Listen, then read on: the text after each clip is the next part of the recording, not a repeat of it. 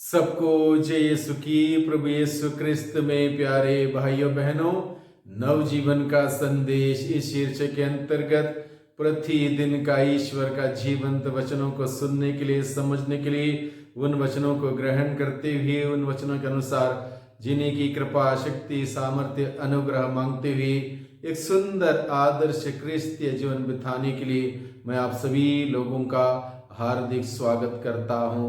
आज जनवरी की 10 तारीख है, शुक्रवार का दिन है और आज के दिन में हम लोग सुसमाचार में सुनते हैं एक कोढ़ी व्यक्ति प्रभु यीशु के पास आता है, चंगाई पाता है। कैसे चंगाई पाता है, उसने क्या किया चंगाई पाने के लिए, उस भयानक बीमारी से छुटकारा पाने के लिए उसने क्या कुछ किया, इन सभी बातों का वर्णन आज के सुसमाचार के द्वारा हमारे सम्मुख रखा गया है। तो आइए हम इस वचन को समझने की चेष्टा करें। संत लूकस के द्वारा रचित सुसमाचार अध्याय 5 पद संख्या 12 से 16 का प्रसंग है। यहाँ पर लिखा है, किसी नगर में ईसा के पास एक मनुष्य आया जिसका शरीर कोढ़ से भरा हुआ था। सबसे पहली बात हमें समझने के लिए यहाँ पर यह है कि कोढ़ी व्यक्ति को प्रभु यीशु ने अपने पास आने दिया। कोढ़ी व्यक्ति को प्रभु यीशु ने अपने पास आने दिया। इसका मतलब यह है, कोढ़ियों से लोग दूर रहते थे और कोढ़ियों को स्वयं दूर रहना पड़ता था। यह नियम था, क्योंकि कोढ़ फैलने वाली बीमारी थी। इसलिए कोई भी व्यक्ति नहीं चाहता था कि कोढ़ी व्यक्ति किसी के नजदीक आए, ना कोई नजदीक आने देता था। लेकिन प्रभु यीशु मसीह उस कोढ़ी व्यक्ति को अपने पास आने देता है, यानी कि उसका मान सम्मान, इज्जत उसको देते हुए उसको यीशु के पास आने देता है। यानी कि यीशु हर एक व्यक्ति को अपने पास आने का बुलावा देता है, निमंत्रण देता है, आने के लिए मार्ग प्रशस्त करता है। किसी भी प्रकार से रुकावट नहीं है प्रभु यीशु के पास आने के लिए, किसी भी प्रकार से रुकावट नहीं। इसलिए प्रभु यीशु ने स्वयं कहा, थके मांदे बोझ से दबे हुए लोगों, तुम सबके सब मेरे पास आओ, मैं तुम्हें विश्राम दूंगा।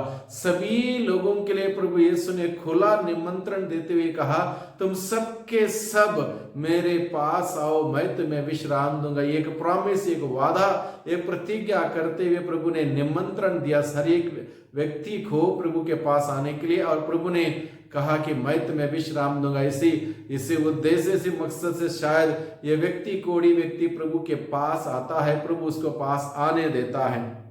आगे हम लोग देखते हैं, यीशु ने कोढ़ी व्यक्ति पूर्ण विश्वास के साथ प्रभु के चरणों में गिर पड़ता। जैसे ही कोढ़ी व्यक्ति यीशु के पास आता है, यीशु के चरणों में गिर पड़ता है पूरे विश्वास के साथ, पूरे भरोसे के साथ, पूरे उम्मीद के साथ, क्योंकि जो बीमारी में वो ग्रसित था, उस बीमारी से उसको दूर रहना पड़ता था। कोई मान सम्मान, इज्जत नहीं हुआ करती थी। अलग अलग प्रकार से मानसिक रूप से पीड़ित था, शारीरिक रूप से पीड़ित था और आत्मिक रूप से भी पीड़ित था, मनोवैज्ञानिक रूप से पीड़ित था। इसलिए इस व्यक्ति को, कोढ़ी व्यक्ति को प्रभु ही एकमात्र सहारा। इसलिए प्रभु को सब कुछ मानते हुए प्रभु के चरणों में गिर पड़ता है, दंडवत करता है, प्रभु की आराधना करता है, प्रभु का नमन करता है, प्रभु का अपने मुक्तिदाता, उद्धारकर्ता के रूप में स्वीकार करता है। इसलिए वो प्रभु के चरणों में गिर पड़ता है। कोढ़ी व्यक्ति प्रभु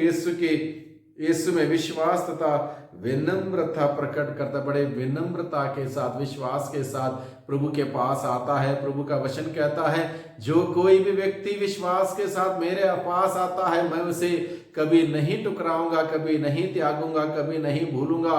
यह प्रभु यीशु का वादा है। और ये व्यक्ति, कोढ़ी व्यक्ति, बड़े विश्वास के साथ, भरोसे के साथ, विनम्रता के साथ प्रभु यीशु के पास आता है और निश्चित रूप से प्रभु ने उसको नहीं टुकराया, बल्कि आने दिया, अपनाया, उसको स्वागत किया और प्रभु के नजदीक आने से उसको आशीष मिलती है, बरकत मिलती है। आगे हम लोग पढ़ते हैं, कोढ़ी व्यक्ति प्रार्थना करता है, पूर्ण विश्वास जताता है।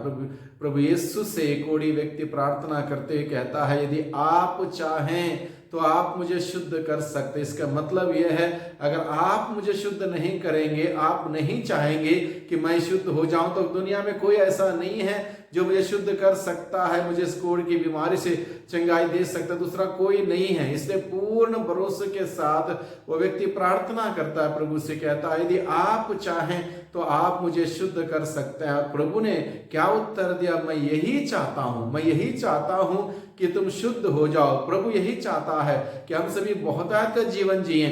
प्रभु चाहता है हम सुखी रहें, हम खुश रहें, आनंदित रहें। प्रभु यही चाहता है। इसलिए हम जो दुखी हैं, पीड़ित हैं, परेशान हैं, टेंशन में हैं, प्रभु के पास जाएं। प्रभु यही चाहता है कि हम सुखी रहें, हम स्वस्थ रहें। प्रभु यही चाहता है। इसलिए प्रभु ने उस व्यक्ति से कहा मैं यही चाहता हूं कि तुम शुद्ध हो जाओ। इसलिए प्रभु यीशु ने क्या किया? प्रभु ने उसकी प्रार्थना सुनी, उसे स्पर्श किया और वचन से चंगाई प्रदान की। प्रभु ने उसकी प्रार्थना सुनी, विनम्रता से, विश्वास से की हुई प्रार्थना उसकी सुनी और प्रभु ने उसको स्पर्श किया और वचन सुनाया। प्रभु ने उसको स्पर्श किया, यानी कि कोढ़ियों को कोई भी स्पर्श नहीं करता था। प्रभु ने स्पर्श करते हुए हम सबों को यह संदेश दिया, हर कोई व्यक्ति ईश्वर के दृष्टि में मूल्यवान है, महत्व रखने वाले हैं। इसलिए प्रभु हमें महत्व देता है, प्रभु हमें मूल्यवान समझता है, हमारा मान सम्मान इज्जत करते थे। प्रभु ने स्पर्श किया और वचन सुना। प्रभु का स्पर्श से इस व्यक्ति का जीवन में जो कमजोरी, कमियां आई थी, उस कमी को, कमजोरी को प्रभु के स्पर्श से, वचन से दूर हुआ। स्वस्थ लाभ इसको प्राप्त हुआ। यीशु स्वस्थ लाभ देने के बाद धार्मिक क्रियाकलापों को नहीं टालते हैं, यानी कि उस जमाने में ये नियम था कोढ़ियों को याजकों के पास जाके प्रमाणित करवाना ताकि वह कोढ़ से मुक्त हुए हैं।